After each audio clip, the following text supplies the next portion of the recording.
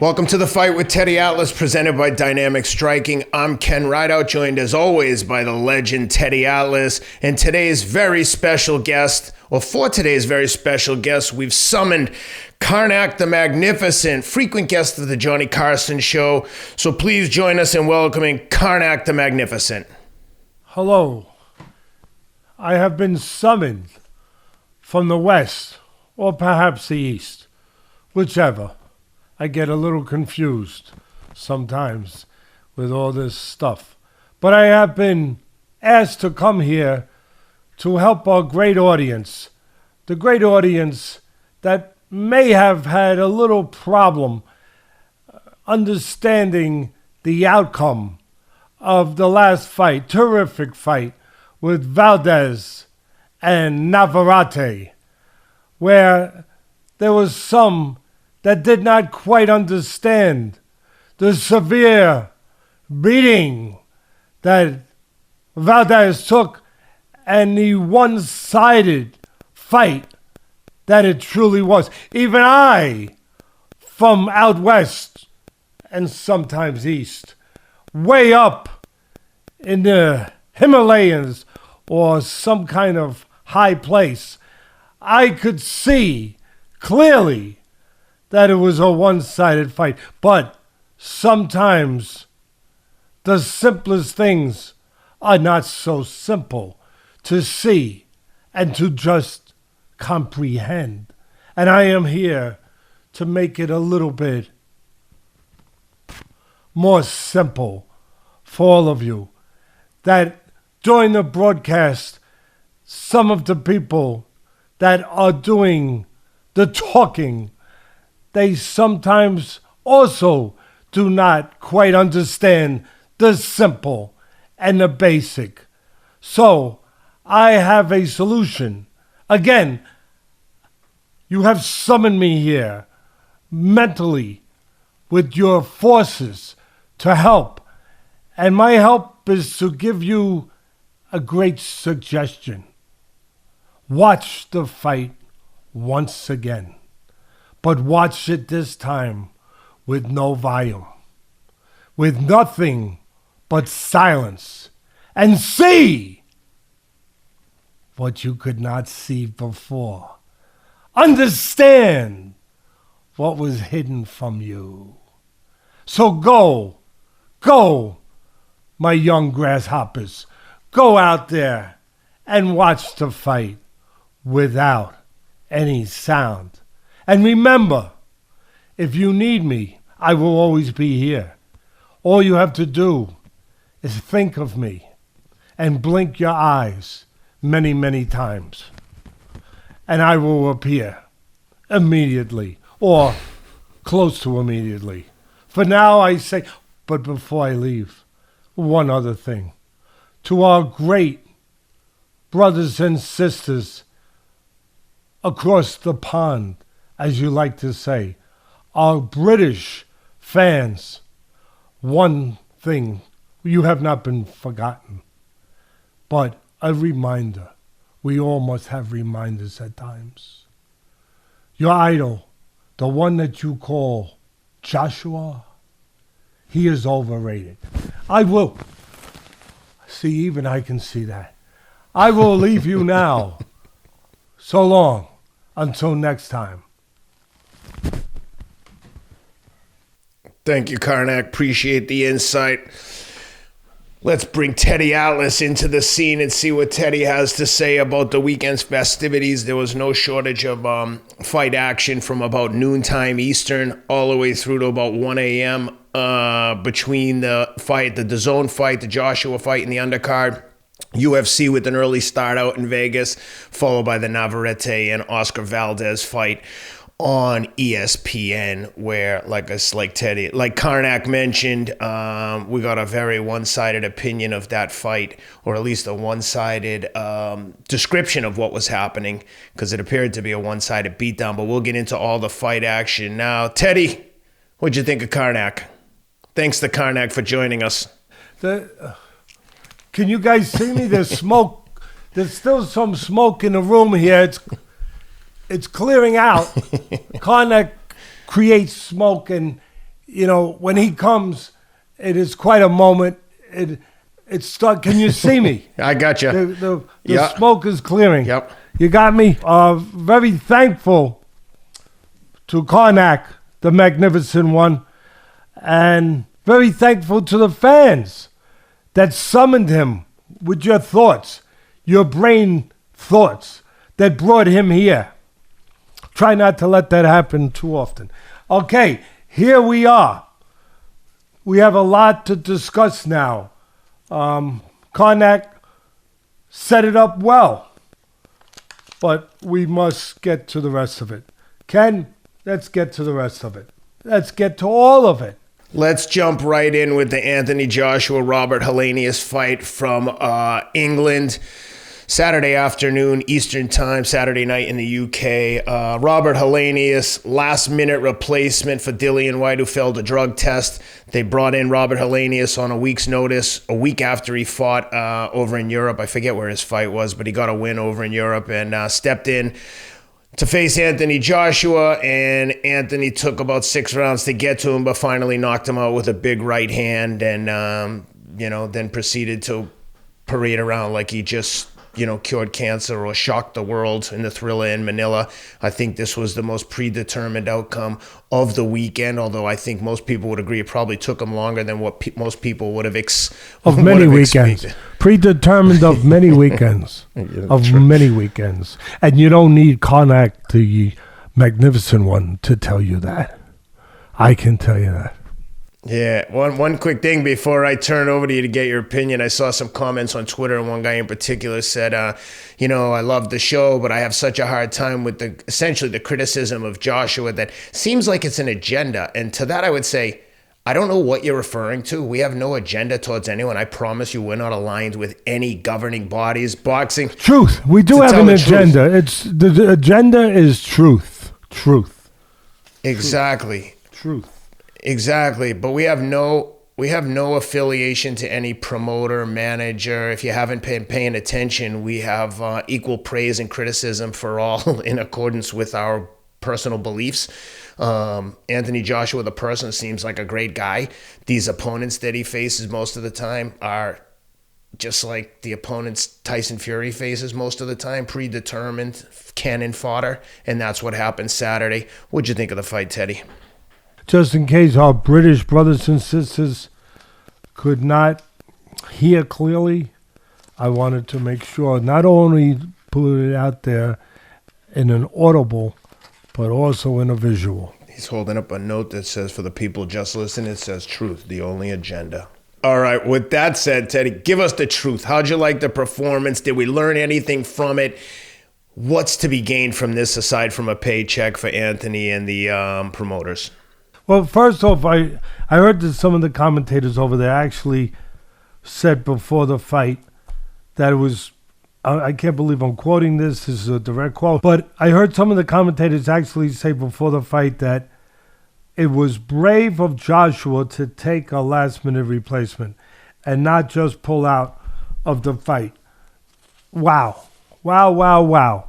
Do they really fully understand that Joshua was getting paid millions of dollars to fight, and he would have not been paid if he didn't? I mean, how you Teddy, you really think money had anything to do with this? Don't be so naive. Come on. I mean, it's not like, number one, like he was doing it for free, or he was getting, he wasn't getting paid, and the money was going to a children's hospital. All right, brave. Number two, it wasn't brave of him. It's not like he was fighting Joe Louis, or for that matter, even Jerry Lewis. Or Andy Ruiz. Andy Ruiz, the second version of Ruiz when he was almost 300 pounds and he beat him. But he was fighting a guy who 2 fights ago was knocked out in 1 round by Wilder. Wilder's people handpicked him to come back with, after a year's layoff, after being KO'd and badly beaten up by Tyson Fury. It's the same reason that you guys, the Joshua's people, okayed Helenius as a replacement for White. It's the same reason. Listen, I know the British fans are a bit loopy for their fighters, but do you not see that he's what I've been saying and what Konak said? He's overrated. And it's not personal. I say this about Americans, about whatever they are, Mexicans if they're overrated, wherever they're from, Irish, Italian, Japanese, Portuguese, Milanese, Senegalese, whatever. If it's to be said, I'm going to say it. And some of you don't admit it, but you say that. I had to laugh. My son sent me one of the comments you're talking about, Ken, where one of them actually admitted that he was overrated. One of the fans. Actually, it was more than one. But you know what he said? He said, yeah, he is. We understand it, but we don't want a Yank telling us. Oh, you don't want a Yank telling you? Oh, is that all it is? Is that all it is? You don't want a Yank? Okay, how about I say it with an English accent? Will that make you feel better? Your man over there is a bit of rubbish. He's playing rubbish. He's playing rubbish. Your bloke. Your bloke is rubbish. Does that make you feel better? And he's not really rubbish, but it's rubbish to say that he's a great fighter, or he ever was a great fighter. You lovely blokes, have a lovely day. Have a touch of tea, please. I mean, does that make you feel better now that I said it with that? Okay, I hope it made you feel better. Listen, I know you want him to be what you want him to be. Who has he ever beaten to have gained the stature that he's been given over there? Charles Martin? All right. And a 288-pound Ruiz in a rematch after Ruiz knocked him out when he took the fight on 2 weeks' notice or less. A cruiserweight beat him 2 times. I know Usyk, right? His only real win was over. Hey, you guys are forcing me to go down this litany of stuff. You're forcing me to do it. But I'll go down there quick. His only real win was over a 40-plus year old Klitschko who dropped him. And for that resume, he has the gall. And this didn't bother you a little bit? Really? Really, you guys?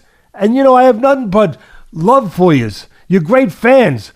But for him to say on the telly, as you say over there, the telly, he said after the fight that his back was hurting him. Oh, and he went like this. Oh, Ken, my back is hurting me from carrying the heavyweight division. Are you kidding me? How you people sat there and allowed him to say that? Really? What are you, blooming idiots? Notice I put blooming in there. I hope that helps. Are you blooming idiots? Are you kidding me? That's why I say it. And again, he could be Portuguese, Gugalese, Lalalese, Natalese, Dulalese, Balalu, Lalalu, whatever. And I'm going to say it if it needs to be said. Are you kidding me? Carrying the heavyweight division on his back? Man, how you didn't get up from your seats there and go get a pint. Really, go to the closest pub and just order a pint. Really, to kind of wash that away. I don't get it. I mean, yeah, this damn Yank is telling you that. There's no doubt about it. This Yank is telling you, putting it the way it is. Put it the way it is. Us Yanks do that once in a while.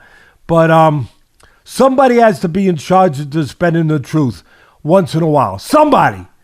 If it's not Karnak, it might as well be Teddy and Ken. Andy Lee, the fighter, former world champ, was one of the only voices after the fight who said he didn't look confident, Joshua, and he'd better have another 2 fights before he goes in with Wilder. He's saying the truth. The truth. And he ain't a Yank. He ain't a Yank! Joshua was tentative. It took him 7 rounds to finally get up the confidence to simply move forward with a couple jabs and throw the right hand and go home. I mean, he could have done that same thing at any time. He had a very tall guy who keeps his head up in the air like a lantern in a storm, it's like a target is on it. He pulls back straight, presenting this huge target to hit. Like a bullseye on a dartboard. You Brits should understand something about dartboards, right? Darts is a big thing over there. And I know you got one over there in a couple of the pubs with my picture on it. All right, okay. All right. All love. Just don't hit me in the eyes, please. Really, yeah, I don't know what else to say. It took him 7 rounds. 7 rounds to simply do that against the guy they brought in. Let me reiterate that. They brought him in to be knocked out. Yeah, I know he set it up beautifully. Joshua set it up beautifully with 2 jabs low to his body, dropping Helenius' eye contact, eye level, so that he'd never see the right hand coming up top. Okay, I'm telling you, okay, great. Good job. But with this guy that he had in front of him, all you needed to do was press forward with 2 jabs and then the right hand and go take a shower. And like I said, have a pint, with some of your mates. Oh, boy. And he should have a pint with you. Because you guys... What are you talking about? He did. He came out and Conor McGregor gave him no choice but to dump a beer down his throat. It was one of the most awkward product placements in the history of marketing. Well, you know what else he should do? I'm not trying to spend anyone's money, but he should also go into the local pub and buy everybody a pint. I think he can afford it. Ken, you think he can afford it? You're a financial guy. I think he can afford it. I'm pretty sure, right? Yeah. And you know what? Maybe it'll make his back feel better, right? Maybe it'll loosen up those. Look, you actually... I can't believe it. Is he serious with that? I'm pretty sure he's dead serious. I'm sure he believes that. That he carried the heavyweight division? You fought and you lost to Usyk because you had to. It's not like you chose him. He was a mandatory, I believe. And so you had to fight him. And then, of course, you lose, you have to fight the rematch.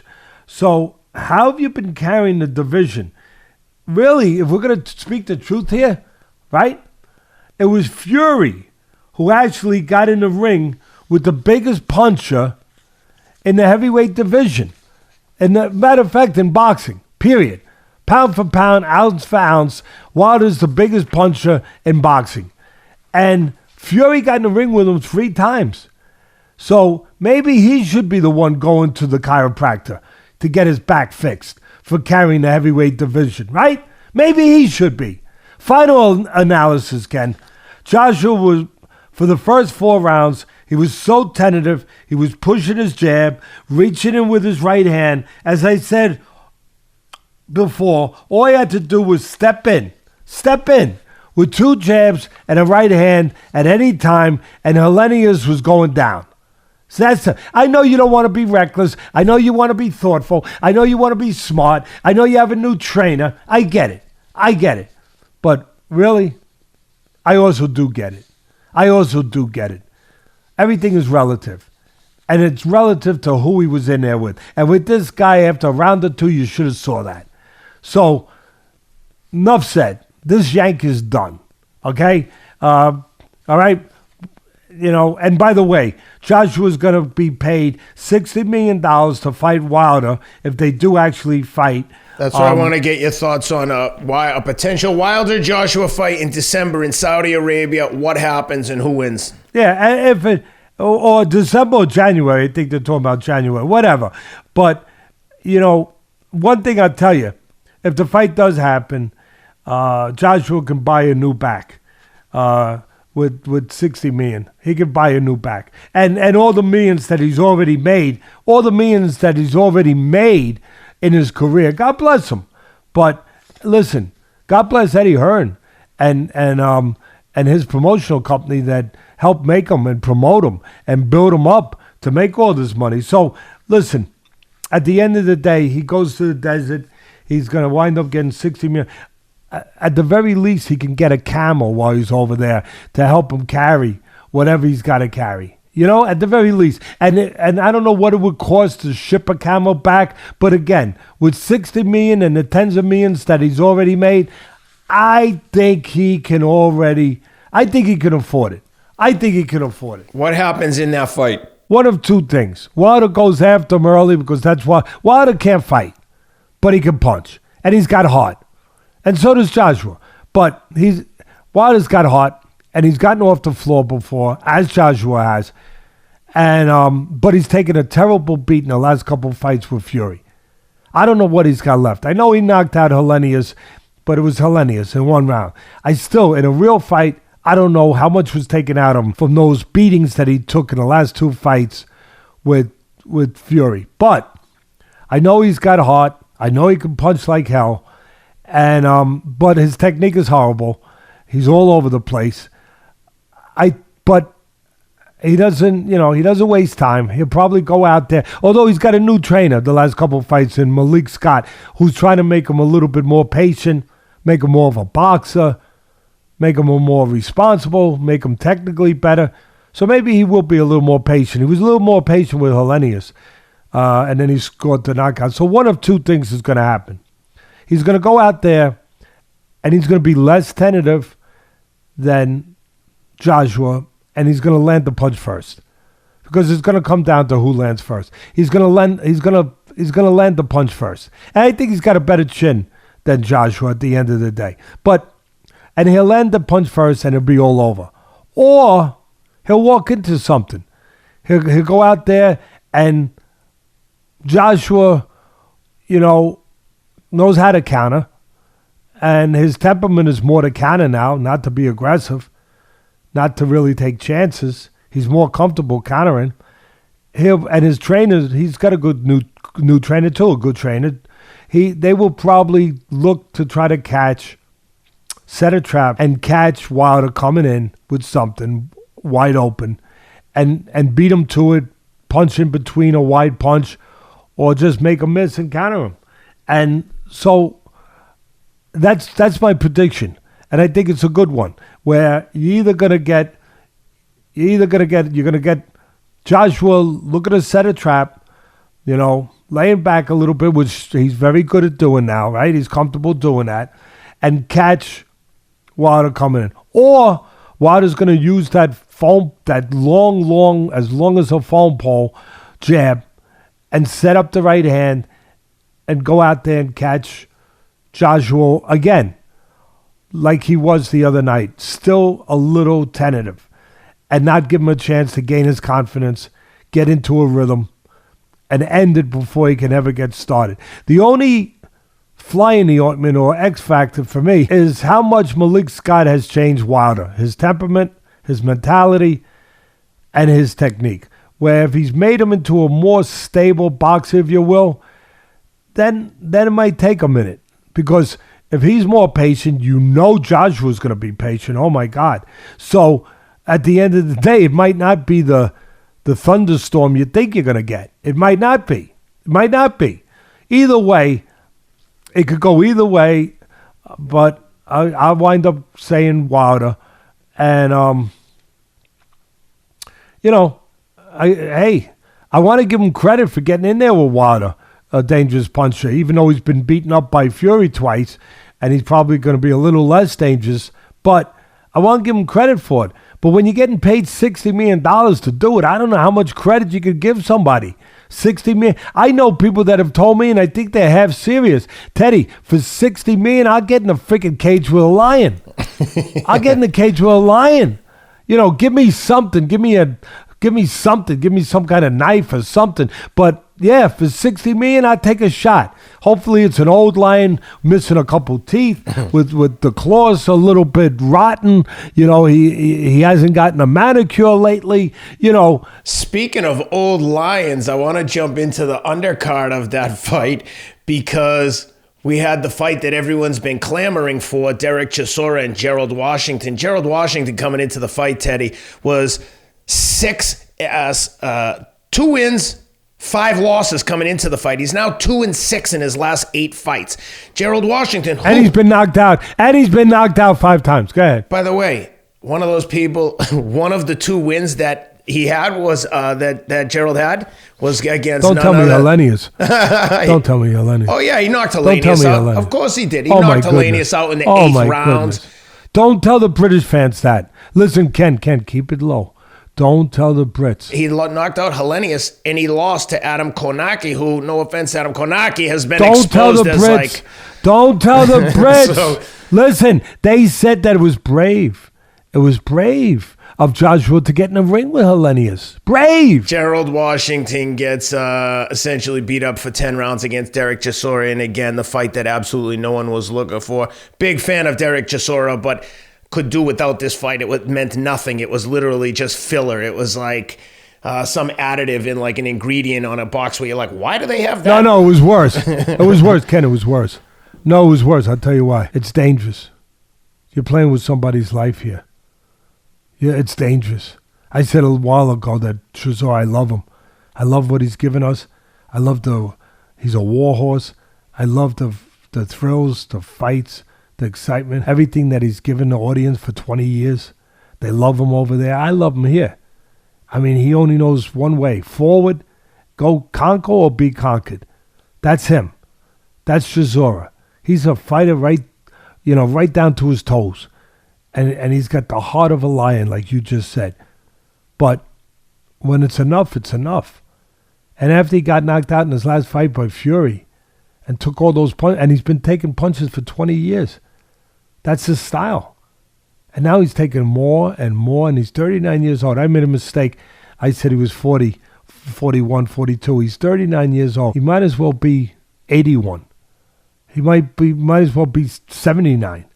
Because the way that you judge a fighter's age is not chronologically. It's by the amount of punishment they've taken. He's taken a lot of punishment. He has taken so much punishment, especially the last few years, as he's gotten older and older and older. He's taken so many punches. When is enough enough?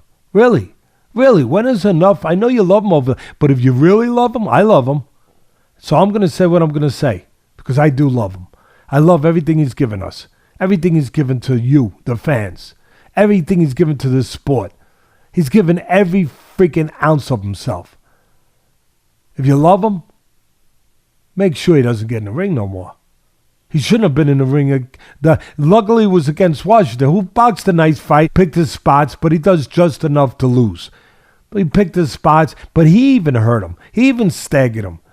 He even got Chisora, into that stumble mode where his legs got stumbly a little bit.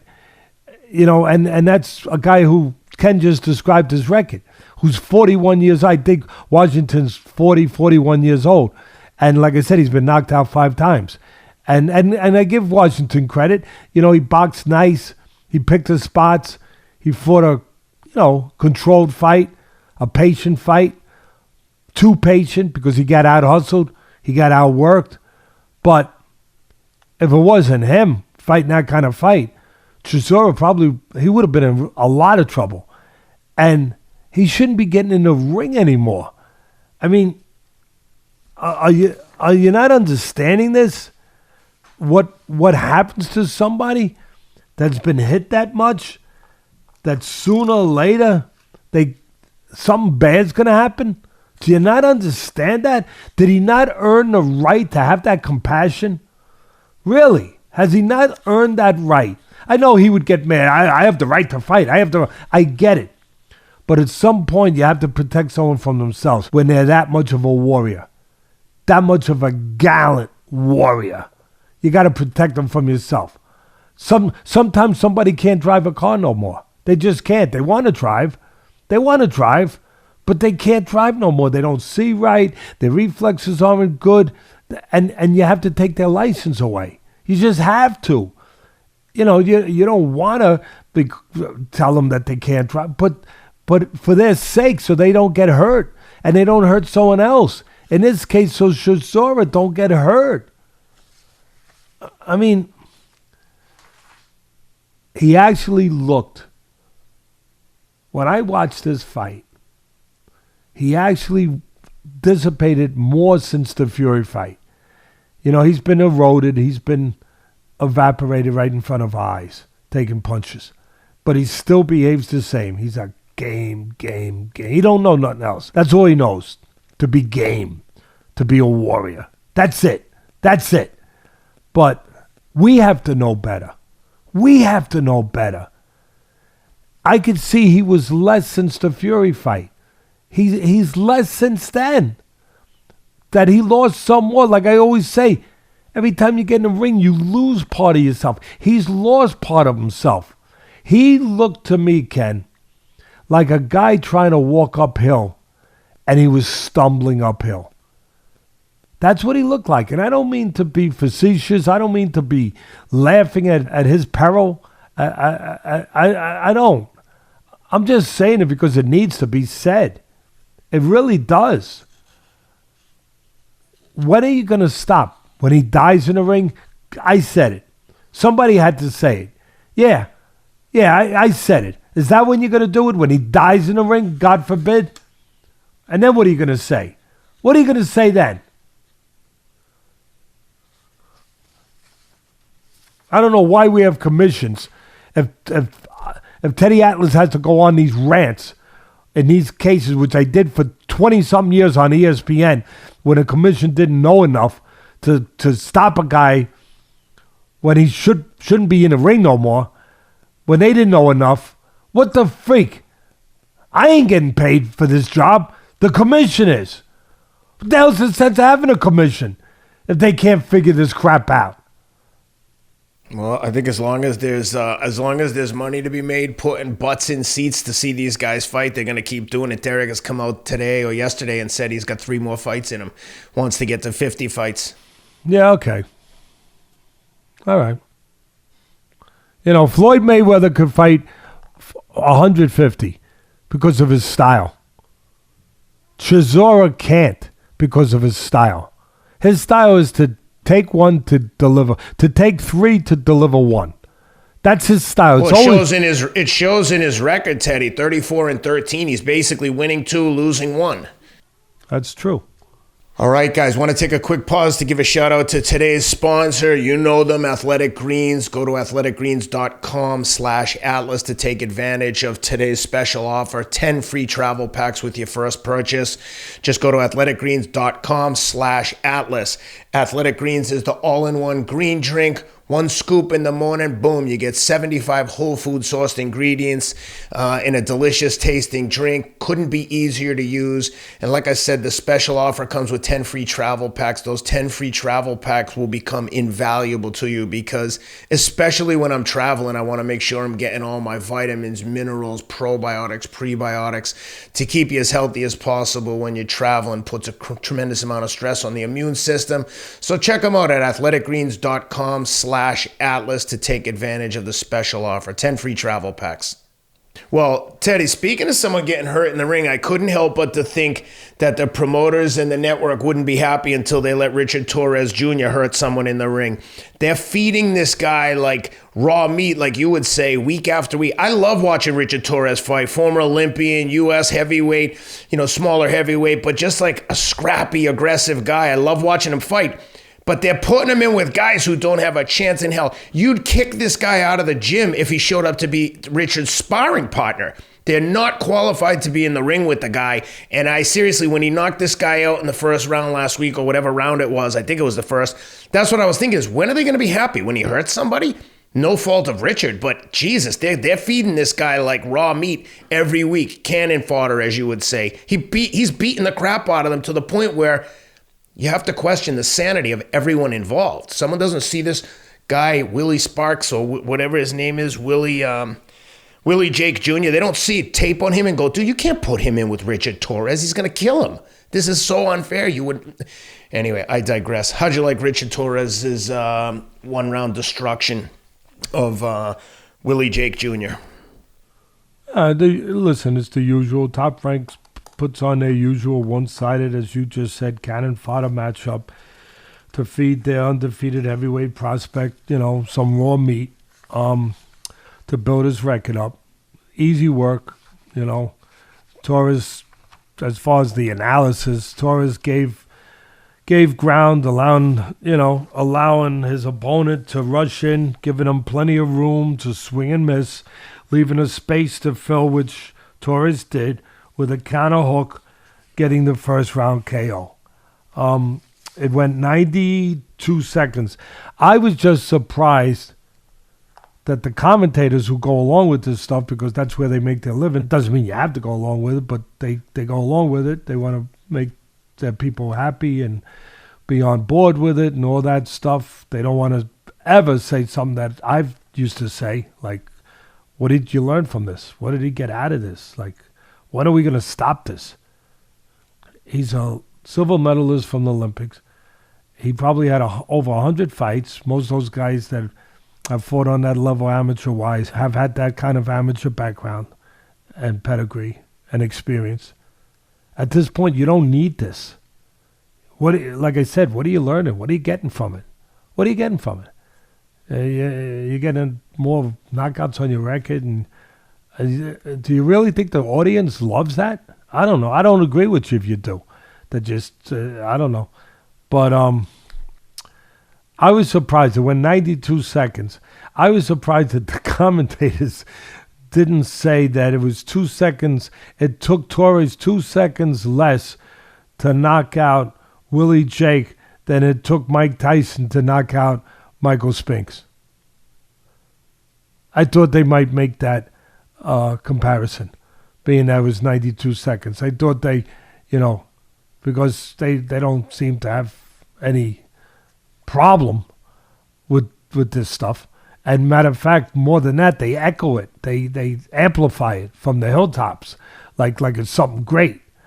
Like it's, like, oh, wow, whoa, wow, ooh, ee, ah, ooh, ah. Sam, scratch my back. I got an itch here. Right? Oh, ooh, I got it. That was my only surprise. Nothing else surprised me. That they actually didn't come up. They weren't quick enough that night to come up. Wow, 92 seconds, 2 seconds less than Mike Tyson took to knock out Michael Spinks. Okay. Anyway, enough said. One of these days, one of these opponents, just like I worry about Chisora, to your point, Ken, one of these days, one of these opponents, God forbid, but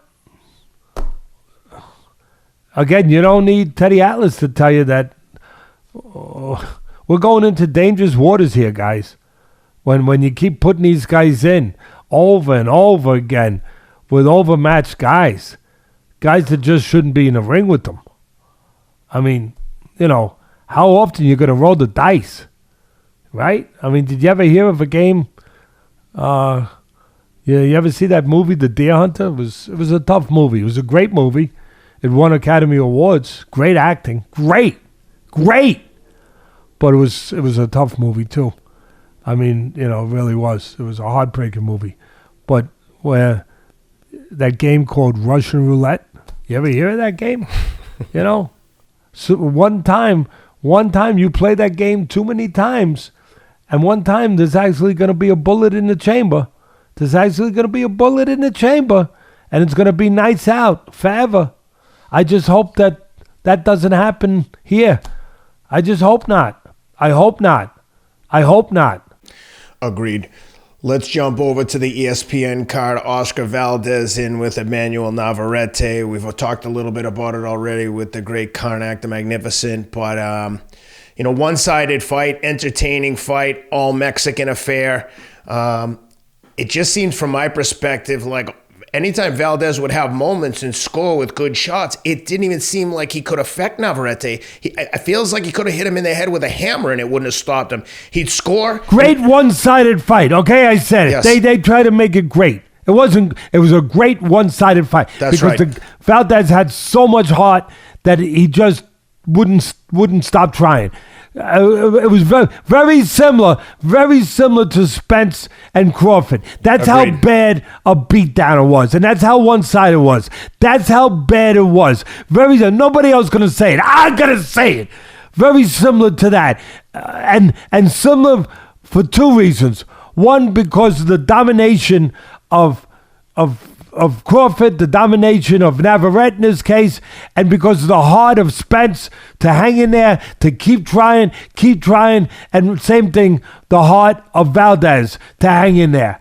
But same thing, other than it finally being a knockout, same beatdown, same one-sided performance. To your point with regards to the heart, now Valdez probably fighting through a broken orbital bone. His eye was swollen shut. Were you surprised at the lack of like compression and end swell they used on the eye? Like in between rounds, it just looked like they'd touch it on there 3 or 4 seconds, move it away. And I was thinking, like, this thing should get all the attention in between rounds. It's swelling shut. Before it got shut, I thought they could have controlled it a little bit more. But curious about your thoughts about everything, including the eye. But again, just evidence of the heart that he fought with to fight with that eye swollen shut. And we've seen many, many people quit after a broken orbital bone or a damaged eye to that degree. Many people have said they've had enough, especially when you're losing every single round. Do we know that was broke? Did we? No. We don't know. I'm just speculating, and there's been speculation, okay. So we don't. Let's be careful. We don't know that it was broken, but it certainly looked like something that had to be broken. It wasn't just swollen. It was like the whole side of his head was swollen. His eye was shut. I'll put it in a simple, safe way. Okay. He got hit a lot.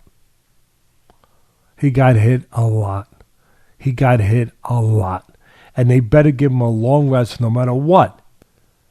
They better, just like Spence, they better give Spence a long rest, and they better give Valdez a long rest if they care about him. A long rest before he gets not in the ring, but in the gym again, and takes any punches at all. I had said, and I actually tweeted it. I had said, look for Navarrete to start fast, because I watched him warm up in the locker room. He had a nice sweat going. They really went out of their way to warm him up. I saw that, the trainers. And Valdez was dry. So I guess the commentators, full disclosure, I turned the sound off. I didn't listen. And I didn't need the magnificent Karnak to tell me that. I just did it on my own. Karnak told you guys turn the sound off. I agree with him. Give it a try. And I'm not even being a wise guy. Give it a try. Because you get influenced. You get influenced sometimes. You do. Some people refuse to be influenced. But some people get influenced by what somebody's saying. Watch it without the sound. Just like the great Karnak said. I guess, as I said, I turned the sound off. I guess commentators had said that Navarrete would start slow. I was told that. Again, I didn't hear it myself, but I was told. Navarrete started fast, and he won all but one of the first 7 rounds. Now, we knew going in that he threw a lot of punches, a lot of leather. But what impressed me, Ken, was just how smart and under control he was, where in the past he left himself wide open and exposed during a fight for counters.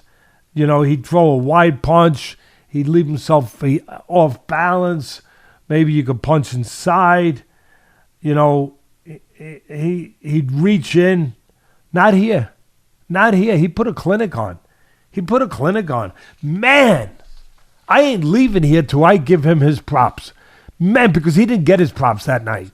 He got his hand raised. He didn't get his props. Man, he was smart and good. mixing in lead shots off of his long jab, knowing how to use his reach well, and then countering beautifully when Valdez came in, and timing Valdez with perfectly placed punches and uppercuts at the right time. And not only was his offense buttoned up and extremely efficient, Ken, but maybe this was the most impressive part about him, because he's a Mexican warrior, right? They both are. But the most impressive, hey, but that says our great Mexicans aren't smart? Of course they are. Our great Mexicans can't have defense? Of course they do. But some people, they I don't know, they get caught up in a stereotype. And they think, oh, the Mexicans just walk in. No. No, they're not just walk in. Some of them are. Some of all fighters are just walk in. They don't have to be of Mexican origin. But the great Mexican fighters, yeah, they walked in. But they walked in smart. And they knew when to walk in. Like Chavez. Like the great Salvador Sanchez. So, anyway, not only was his offense terrific and buttoned up, but what I was most impressed was his defense. I mean, it was just great. Valdez could not hit him the way that he thought he would. Valdez was doing good work to the body. I give him credit for that. And he was trying to go there. But I'll tell you, Navarrete, he just started beating the crap out of Valdez. There's no other way to say it. Landing clean, punishing punches all night long. It was a beating, like I said, just like Crawford gave Spence. And like I said, Valdez, just like Spence, Valdez showed huge heart by continuing to try. First round, I'm going to give you the quick little bit of a breakdown. First round, Navarrete started fast, as I thought he would, because they warmed him up. They wanted to start fast, and he won the first round. Second round, Valdez, I actually gave it to Valdez, because although Navarrete outworked him, as he did in every round, in that round, Valdez landed the cleanest shots. But then in the third round, Navarrete not only won, but he basically took over the fight. After that, it was all Navarrete. I heard also that the commentators said that Navarrete's footwork was horrible. You know what? I respectfully disagree tremendously. Ken, I know that shocks you, but I thought it was great. I thought his footwork was great. And you know what? If you ask Valdez, I bet you he'd say it was great too. I bet you he'd say it was great too. I don't think Valdez could find one thing that wasn't great about Navarrete that night. See, the thing is, I tweeted this. Navarrete is awkwardly clever. I used to use that phrase. Nobody else used it, but I used to use that phrase on ESPN when I was calling the fights. Now, try to wrap your head around this, people, that concept. The commentators obviously couldn't see it, but sometimes you can't see the forest for the trees. And I'm not knocking the commentators, but I don't think they can see the forest for the trees. I really mean it. They just see the awkwardness, and automatically they think that means he's clumsy. You know what I mean, Ken? Or that he's flawed in whatever, what he does, and not efficient or good at it. But instead of concentrating on how unorthodox and awkward and unconventional he is, or he was, they should have noticed that all that matters is what he's actually getting done. No matter how he's getting it done. Isn't that all that matters in life? That you're getting it done? Everyone has their own way. Everyone's unique. Everybody's got a different way about doing something. All that matters is, are you being good at it? Are you getting the job done? Are you being effective? Yes, yes, yes, yes, yes on all those questions. Every one of them. Every one of them. When it comes to Navarrete, they didn't see the results of what he was doing. He's getting the same results that someone who does it more smoothly, more neatly, gets it done. It just doesn't look as pretty. See, that's the thing. It doesn't look pretty. I admit it. But either does Valdez's face. at the end of the night. That doesn't look pretty either. Why? Why does it not look pretty? Because of what Navarrete's getting done in a magnificent way. Because he's getting hit from all angles, Valdez. He's being mugged in there. And he was being mugged in there. There was some rounds you could have almost gave 10-8. You almost could have gave 10-8. Thank God that the judges this time actually did their job and they saw it for what it was. The commentators were saying that the judges' scores were way off. You know, when the fight was over, I put the sound on. And that's what I picked up. They said the judges' scores were way off. Really? Really? No, they weren't. The commentators were way off. Again, I'm sorry. Just like I'm sorry to some of the British fans that I say that your man is overrated over there. But the truth speaks for itself. The truth is the truth. You know, partly the reason why the commentators were wrong was what I said, that they couldn't properly appreciate what Navarrete was doing. And partly, I think maybe because of a little bias, although I'm sure they'd say no. And one other thing, and they can't say no to this. They wanted it to be a great fight on their watch, on their network. They wanted to be able to bang their chest and say, wow, we had a great fight, because they give you a lot of fights that ain't great. You know, and a lot of cannon fodder in the, unfortunately, in the preliminaries, in the undercard. But they wanted to say it was a great fight. So to fit their agenda, to fit what they wanted to put out there, Valdez had to be competitive. They wanted to take credit that it was a great fight. But although, as I said, it was a great display of heart and courage by Valdez, it was in truth a very one-sided fight. As I said earlier, it was a great one-sided fight. And one other thing, Ken, did I hear this right? Because sometimes, my ears get a little clogged. I try to clean them. I try to use Q-tips, but sometimes I run out and I get caught up with other things. And maybe I don't clean my ears enough. But did they actually talk about a trilogy? Correct me if I'm wrong. But don't you first have to have two fights before you get to a trilogy? I don't know. Maybe I'm just, I don't know. When Karnak came in here with all that smoke, it might have just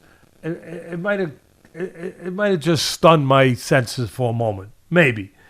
But I thought you couldn't have a trilogy before you had two fights. So that would mean a rematch.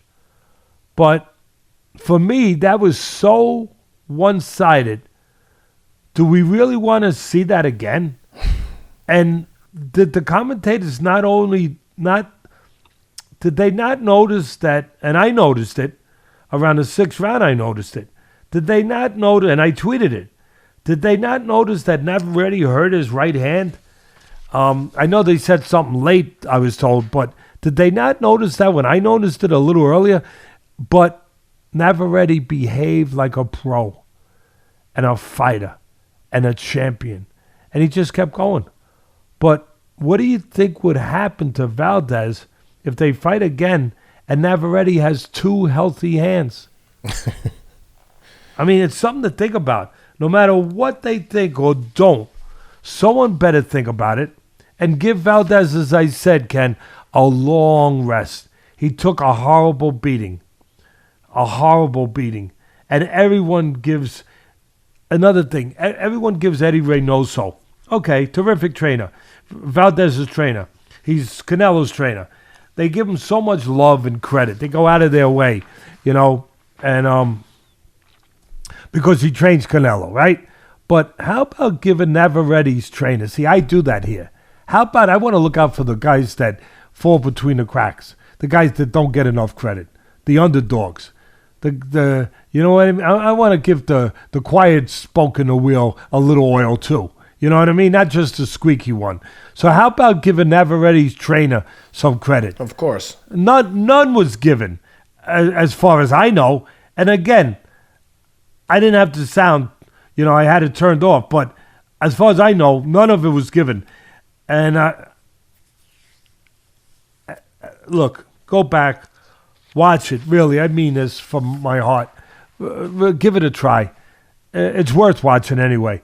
To just appreciate the nuances, the finer points of what Navarrete, the 3 division world champion, was doing. To really appreciate what he was. That night you might not have been able to appreciate it. The commentators couldn't. So maybe you didn't get a chance to appreciate it. Maybe you did. A lot of smart fans out there. But watch it again. Really, really. The commentating can influence you if you let it. And I want to finish with this. I just want to finish with this in a very crystal way. I destroy the judges here, as I said earlier, when they deserve to be destroyed. And right now, today, they deserve to be applauded. So I'm applauding them with both hands. And I want to put a finishing touch on what I said before. I'm talking about the sweet science. Any way you cut it. My earlier point that the commentators couldn't see the beauty and the science, the sweet science of what Navarrete was doing in there, because it wasn't done the way they're used to. They're used to it being done, and being done by. It was being done by an aggressive fighter. My son texted me afterwards, Teddy, the NFL scout, and he texted me and he said he's so smart with this stuff. He said, "Dad, they're not used to seeing a guy box that brilliantly and be aggressive." He was so damn right. He was so damn right. They're not used to seeing an aggressive fighter also be able to do something that they usually only see a defensive craftsman do, where they could see they're more comfortable when it's a defensive craftsman doing it, because they could easily appreciate the art, the art of it. They love their guy. Well, I don't know. I think their guy got mad at them too, but I know they love their guy, Shakur Stevenson, who's with their network. Terrific boxer, brilliant boxer, because he does it in the right way. He stays out of harm's way all night. He counterpunches. He makes his opponent miss. It's like watching Michelangelo paint. Everything's so perfectly designed, neat. But, you might be bored a little bit watching him do it. But now here comes not Michelangelo, but a guy named Navarrete. And he comes with a spray can in his hand, doing graffiti, artwork, but it's still art. It's still art. It's graffiti art, but it's art. Just done differently, more aggressively, but still beautiful when it's done. Still effective. I don't know about you, but me, I'd rather see someone, that's just my taste, perform the sweet science aggressively like Navarrete did. Or Roberto Duran used to do, one of my favorite fighters of all time. When he did it in his prime, he did that in his prime. He made you miss as he went after you. Matter of fact, Mike Tyson did it in his prime too. In the end, it's the same result. You're hitting a guy and he's not hitting you. It's called high-level boxing. It's the sweet science. It's just one is louder than the other. One is loud, the other is quiet. I guess I like loud, if you haven't noticed by now.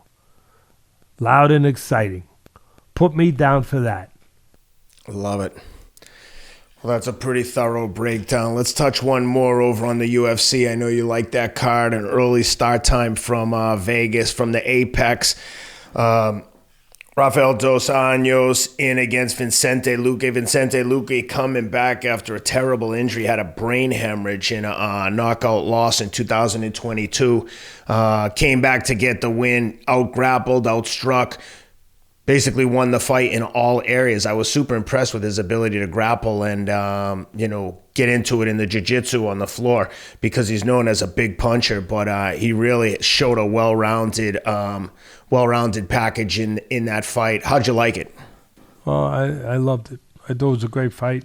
I loved it. I appreciated him. I appreciated his bravery. He should get credit for bravery, not Joshua for taking on a last-minute replacement in Helenius. Luque should get credit coming off of the horrible loss where his life was at risk.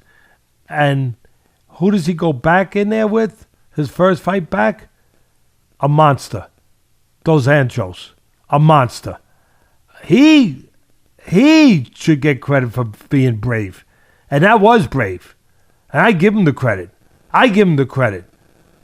I'll be in Boston this weekend, before I forget, covering the O'Malley-Sterling fight. You're going to come out there too, which is That's fun. right.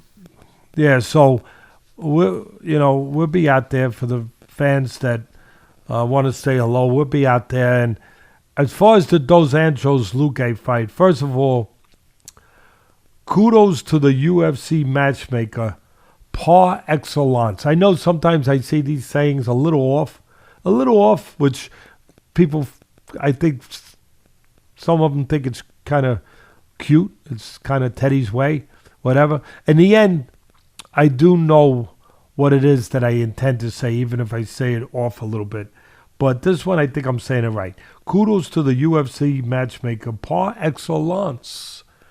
I wish we had matchmakers like him in Bob. What's his name again, Ken? You know his name. You know all these guys. You've met them all now. The matchmaker for the UFC. UFC matchmakers are Sean Shelby and Hunter Campbell. Well, I wish we had more of them. They're tremendous. They know their work. They know their job, and they get it done brilliantly. Brilliant at a high level, and they're consistent at that level. As I said, I wish we had them in boxing. I really do. You wouldn't have to go through all these one-sided undercard farces while they're building the records of all their next stars. But anyway, they were so evenly matched. First round, here's the breakdown. Great round. Both had moments. I had it even, or maybe a slight edge to Dos Anjos. Second round, also close. I gave it slightly to Luque, so I think I had it. I'm going off my memory. I might be a little off, but I think I had it 1-1 going into the third. And then, by the way, our tweet made TV. Again, Ian, Brennan, Rob, my tweet team is the best. Par excellence for my Twitter team. Par excellence. Third round, Dos Anjos did a great job striking. I was surprised how good he was striking. He didn't waste anything, throwing good, solid punches. And Luque was just incredible with his takedowns, as DC gave him credit rightfully. Well, DC always gets it right. They all do, all those commentators. But he was incredible with his takedowns, Luque. It was just a great match. I think in the fourth round, again, I'm relying on my memory now, but it was definitely one of the late rounds. Luque, for me, took control of the battle for geography, getting Dos Anjos either to the ground or controlled against the cage. And Luque was just so calm and skilled in there. And both of them are technically solid, but Luque was in charge. He was the boss at that point. And but competitive every bit of the way, that fight. Every bit of the way. Fifth round, Dos Anjos' corner told him he needed a knockout or a submission. He needed a finish, in other words. And he had a great finish trying to get what his corner asked him to get. But he just came up a little short in the end. It was a great matchup. Again, give credit to Luque for getting the comeback win, coming off what you just said, Ken, a real bad loss. Almost a life-changing loss. credit for taking such a tough opponent. Once again, there's no free lunches in the UFC. You want a free lunch? Go to boxing. Go to boxing. You'll get plenty of free lunches there. Not all the time. You get plenty of great fights, but not always enough. Not always enough. But as far as consistency,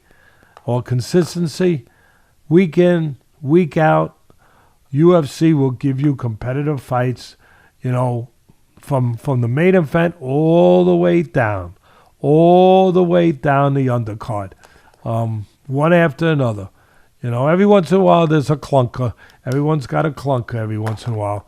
But I'll tell you, the consistency with UFC is what's made that brand what it is, and keeps rising, and the ratings keep going forward, because week in and week out, the fans know what they're going to get. They know what they're going to get. They're going to get competitive, well-matched fights. And, they're not going to get Torrez against Willie Jake, where you got to worry whether or not Willie Jake even gets hurt. You're not going to get those. It's, again, no free lunches, no layups. Not in a place called the UFC. Anyway, I think we covered this show pretty well, like a blanket. I want to thank Karnak the Magnificent for making an appearance. I appreciate it. I appreciate you fans that called him in, because it was you that called him in with your brainwaves, whether you know it or not. Those brainwaves are going out. They're getting out there a little bit, and because of them, you brought Karnak into the fold. And I would just say, listen to him. Listen to that fight. Listen to that. Watch that fight again. Don't listen. I'm sorry. Watch that fight. Listen to Karnak. But watch that fight with Valdez and Navarrete again. It's worth watching it. And watch it with the sound off. That's a good point, because aside from the analysis, the thing I have a really hard time with on those on the coverage on ESPN is, like, I've said this before, but Joe Tess is so hyperbolic. Every call is like the Thriller in Manila. Well, he's the boy that cried wolf. You can't believe no more. That's exactly right. If you keep screaming, every fight is like the second coming of Christ. I'm like, dude, is this where I get excited? I'm taking my cues from the commentator. It's just chill. Richard Torrez isn't in there with Muhammad Ali. Take a chill pill. Yeah. Yo, man, take a chill pill. My grandson, oh, my goodness. My grandson's, I got two beautiful grandchildren. And one in Vegas, one here with me. I love them both dearly. And two beautiful granddaughters. I'm very, very blessed over here. But my grandson over here, he says, he'll say things now. I said, where is that coming from? He's watching that YouTube stuff too much. But out of nowhere, he'll just say to me, chill, Papa. What? Take a chill pill. Now, he don't say take a chill pill. But if you listen to the show, he might start saying it, though. Well, Teddy, like you said, we're both going to be in Boston for this UFC card. That's the big ongoing next weekend. Incredible card with Aljamain Sterling, Sean O'Malley in the main event. Weili Zhang in there with Amanda Lemos, Neil Magny, Ian Gary. Great card. Looking forward to it. Looking forward to seeing the fans in Boston. And I know Cameron is dying to see you. He wanted to know if Teddy was going to give him a boxing lesson at the fight. I said, no, buddy. We got to have on our gear. We got to be ready. But you'll get to talk to Teddy, and he's incredibly excited. He's already got his outfit picked out. He's he's pumped. He's super excited. And of course, all the other kids are jealous. But I try to do things like I try to do one-on-one things with all of them occasionally. Exactly. So looking forward to seeing you. Looking forward to seeing all the fans in Boston. So if you're going to Boston, come and find us. We're look forward to saying hello to everyone. And before we sign off, Teddy, you got anything else? No, I think it was a good show. I think it was a comprehensive show. I hope it was. I think like I said, we covered it like a blanket. And, we mixed in some humor in there with serious stuff. It's a serious sport. So you got to be serious about it, but we mix in some humor with it. And at the end of the day, I hope that the fans, wherever they are, appreciate one thing, that we love the sport. And we care about you guys too. And we just want to try to bring you the truth. The truth is we know it. Doesn't mean that it's infallible. Doesn't mean I'm infallible. Doesn't mean that I'm not wrong. It's my opinion. But it's my opinion attached to 50 years of experience in the fight business.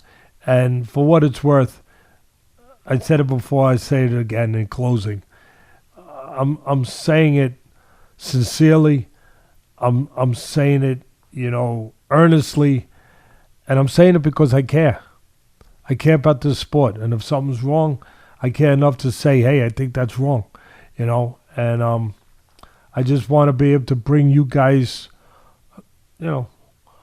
my thoughts.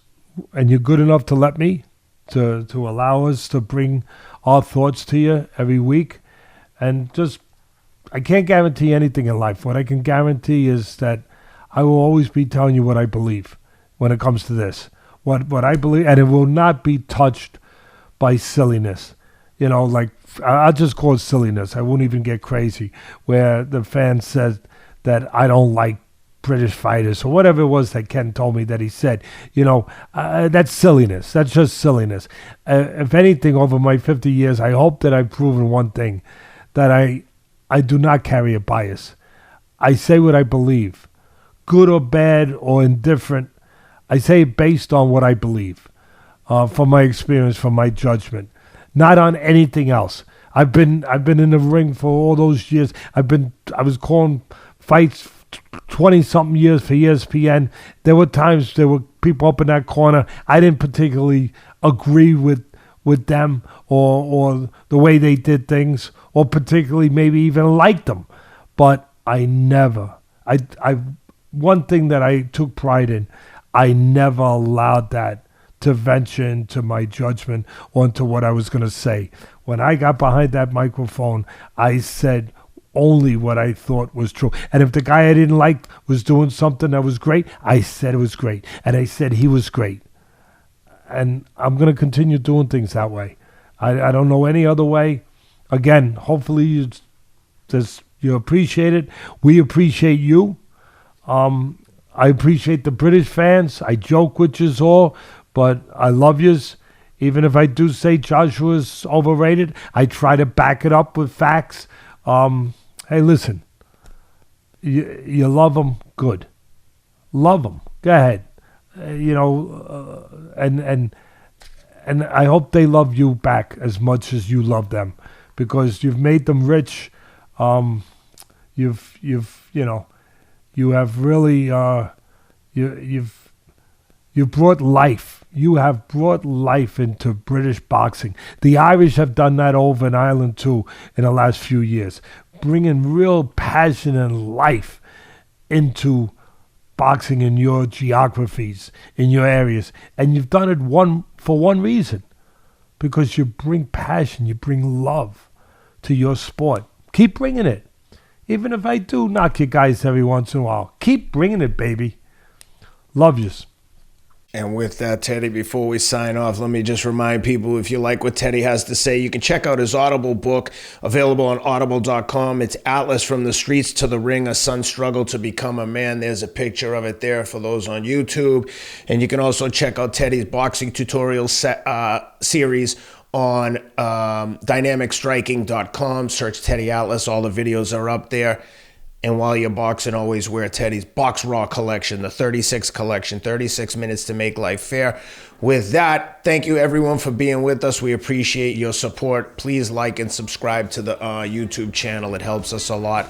And we'll be back next weekend with a full breakdown of the UFC live from Boston. Have a great week, everyone.